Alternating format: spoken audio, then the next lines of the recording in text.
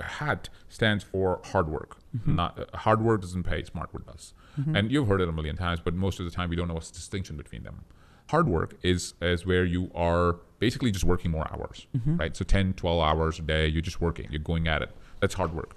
Nothing wrong with it. It is something that is required when you're in your 20s, maybe your early 30s, when you're developing skill and attitude and you're finding out what you really want. Yes, you need to work hard. Very, very, very hard. But once you start to hit 35 and 40, you got to ask yourself, did I actually acquire any skills?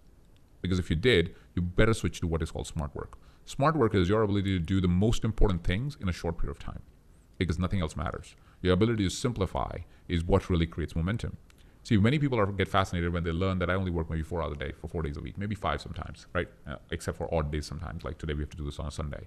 That's mostly because I'm on a holiday next week all week. So stuff like that happens, but generally, if you look at my schedule, it's 4 days a week, 4 hours a day. That's it. After that, I go work out, I go spend time with my family, I go to spend time with my friends, I travel, and I take 3-4 days off every single week. And the reason I could make that work, or the reason why it works for me, is because I only work on the most important things.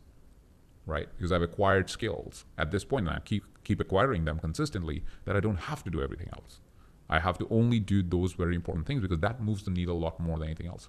See, 80% of the world at this point is what I would call an intellectual worker.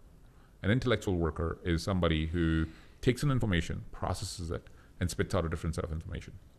That's what most of us do in today's world, right? Except if you're working for a restaurant and you're a chef or something like that, right? That's maybe 20%, maybe 30% of the world does that. But about 60, 70% of the world is in intellectual work, right? We're doing some kind of processing of information. If you are processing information, it is no point for you to work 12 hours. Your ability to process information significantly declines after 3-4 hours of good work. If it's not good work, it is there till the end of the day because you never used your brain. If you used your brain and you did intellectual work, you probably exhausted all its capacity 4 or 5 hours down, right? Which is also why when entrepreneurs say I'm working 12 hours, they're often not actually working. They're mostly in communication. They're mostly communicating, right? When you see a CEO saying, look at my day in the life of CEO. I started at 8 in the morning and I ended at 8 p.m. in the night. Firstly, that's terrible for them. But secondly, even if that's the life they desire, it's mostly because guess what they were doing for those 12 hours? They were meeting people. They were never sitting on a computer writing an email. Maybe they did that for an hour. Yeah. That's pretty much it. The rest of the time they were in communication. They are producing that's a highly valuable skill. It's communication, right? They're not actually working that we call for more than 2-3 hours a day, right?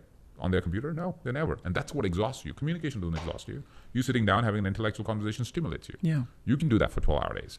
You can't really sit on a computer work for 12-hour days. They're not really working. From the way people perceive work is what I'm trying to say.